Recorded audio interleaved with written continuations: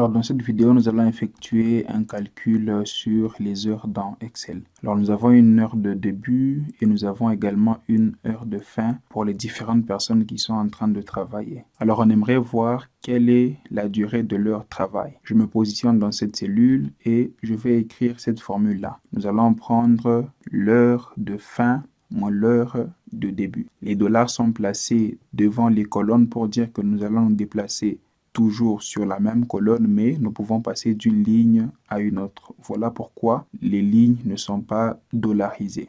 Alors, dans tous les autres cas, le résultat est bon, sauf pour ce cas-là. On dit que les dates et les heures négatives ou trop longues s'affichent sous la forme de dièse. Dans notre cas, c'est un calcul qui est négatif, simplement parce que quand on va faire 2 moins 16.30, Excel ne saura pas faire ce calcul-là. Nous aurons une valeur négative. Alors, pour pallier à cela, nous avons créé une formule avec une condition. La condition est telle que Excel va commencer par faire l'heure de fin moins l'heure de début plus un jour. Pour que ça ne fasse pas de valeurs négatives, nous allons ajouter un jour de plus dans les calculs. Alors, examinons de plus près, j'ai un si. Alors, le premier paramètre du si, c'est un test logique. Si la valeur qui est dans B3 est supérieure à la valeur qui est dans C2, ce que Excel fera, c'est qu'il va ajouter 1 à ce calcul-là initial. Donc, nous aurons 2 heures moins 16h30 plus